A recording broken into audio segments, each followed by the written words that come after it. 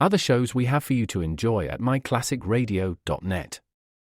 The Avengers was most certainly not a household name in South Africa prior to the radio series. With no national television service until 1976, the mechanism simply was not present in the country to show television programs to mass audiences. While many other countries reveled in the filmed adventures of John Steed and company, South Africa was not equipped to join in the fun. The series took Britain by storm and made a major impression in the American markets, being that greatest of rarities, a British series given a network transmission slot.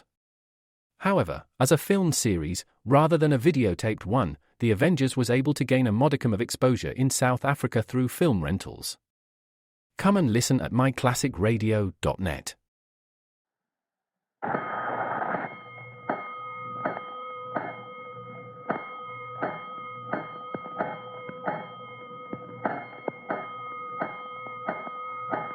Five bells. Stand by all stations. Attention, all districts. A five-alarm fire. 5 bells. Move in immediately. That's it. Let's roll. Let's go. Firefighters.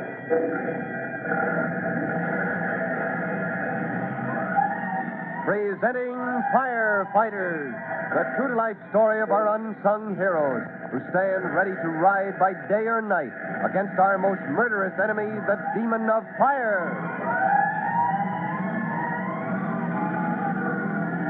In just a moment, we'll join young Jimmy Collins and his sister Trudy as they leave the gloomy old Wilcox mansion behind them and start down the hill for home. They wouldn't have gone there in the first place if Jimmy hadn't been anxious to get a donation for the antique sale the junior firefighters are putting on. And once they'd stepped inside those dark, cluttered rooms, it was only too easy to believe what people had said about the house, that it was haunted. Well, in a way it was. And we'll find out how in just a minute.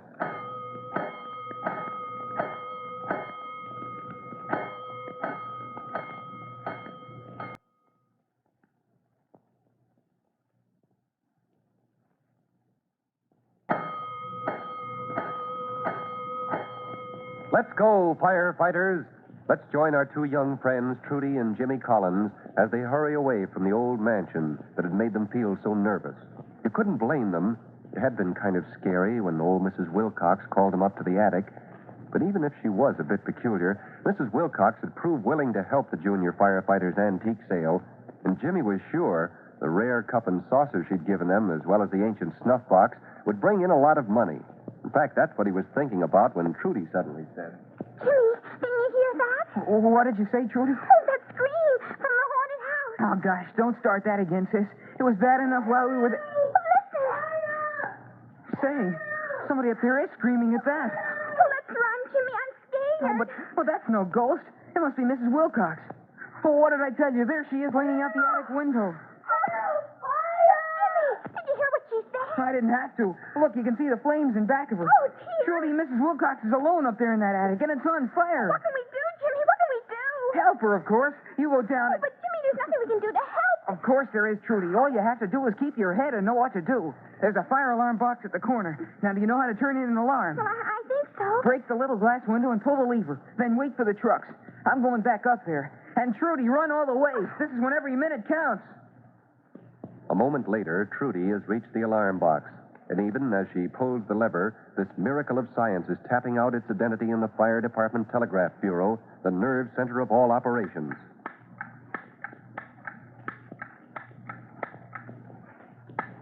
Chief Cody immediately stops talking to the dispatcher, for he knows a moment of quick and decisive action is ahead. The alarm signal is an old story with him, but almost automatically, his mind translates the message it is delivering. 7-3, box 73, corner of Waycross and Burr. Frame houses, but not too many of them. Old mansion on the hill there. I expect engine company... Great blazing blisters. It could be the Wilcox mansion where Trudy and Jimmy went. Mrs. Collins would never forgive me. I'd better get out there and see that the dispatcher sends Tim's outfit as well. Seconds later, the alarm signal has been channeled to the proper stations, including the rescue company.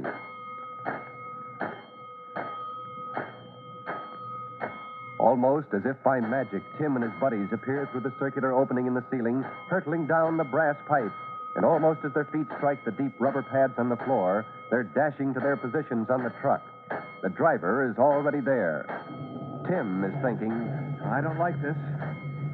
Good grief, maybe Mom was right to be worried about the kids. This alarm comes from right near where they are. Well, I've got a personal interest in this. All right, let's go, boys. Let's roll!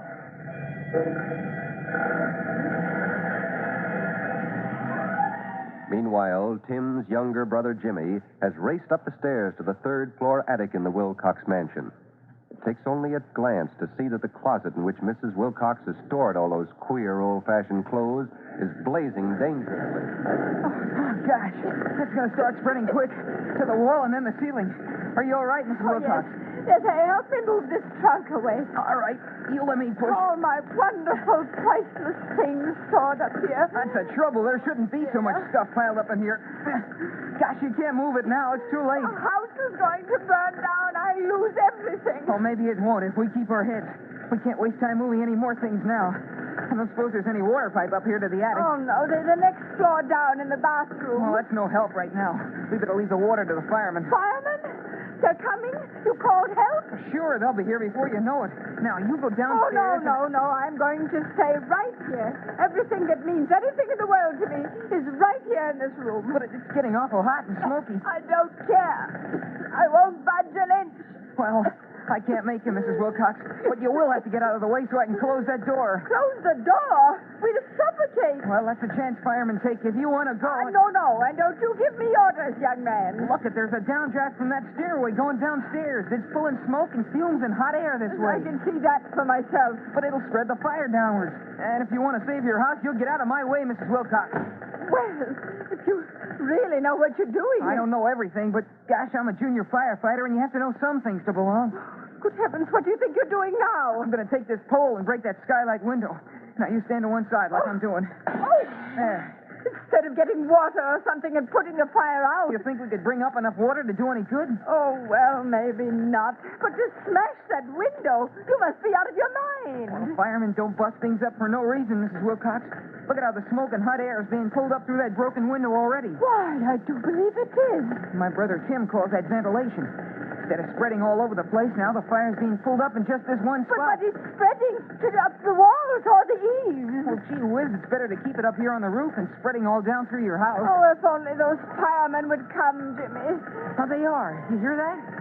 Boy, is that fast, huh, Mrs. Wilcox? Will they be in time? Well, it's just a matter of seconds now. They'll put it out just like that. Why, don't you worry. Everything's all right. Here, look out this attic window. See? There's the pumper. And that's the engine company. And there's the hook and ladder company now, just turning in.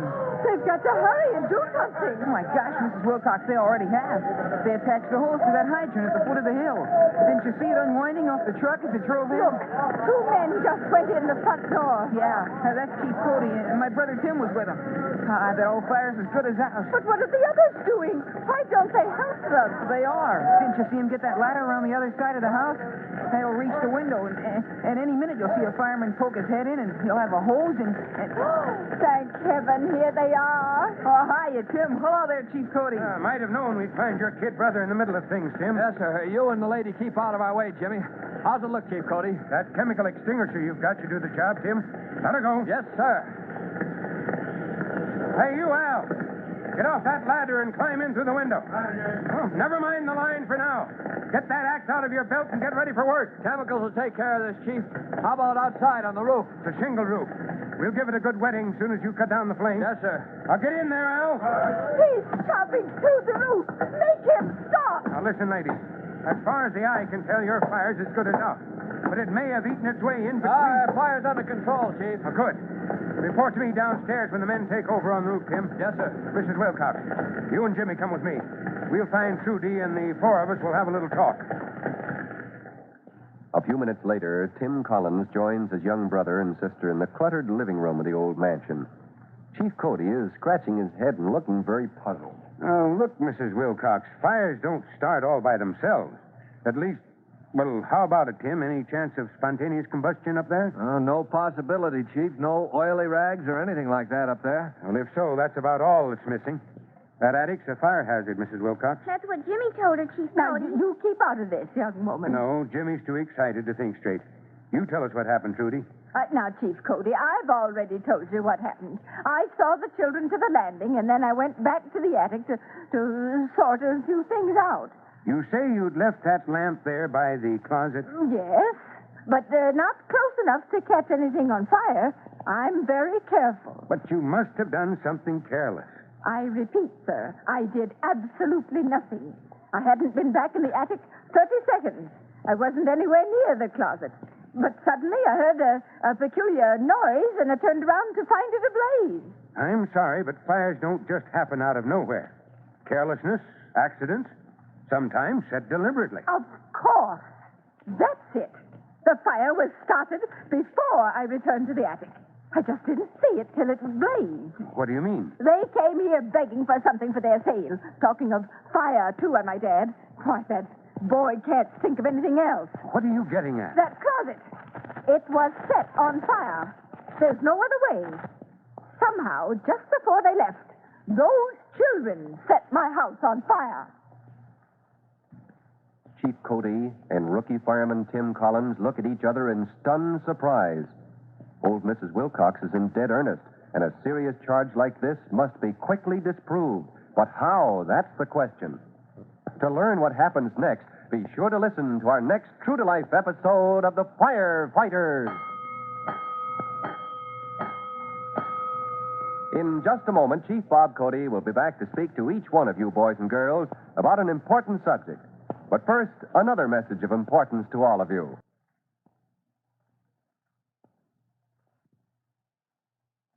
Now, Chief Bob Cody with the special notice for the Firefighters Brigade. Chief Cody. This is Chief Cody back again, boys and girls. You recall a short time ago when I mentioned the first place a fire inspector would go if he came to your house? That's right, the cellar. Well, the second place would be your attic. And see to it that inflammable liquids, turpentine, paints, things like that, are never stored in your attic. That's all for now. Until next time, this is Chief Cody saying, so long. Fire Chief Cody and the young rookie fireman Tim Collins will be back on this same station the next time you hear... That's it. Let's roll!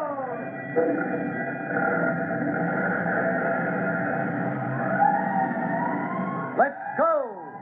Firefighters!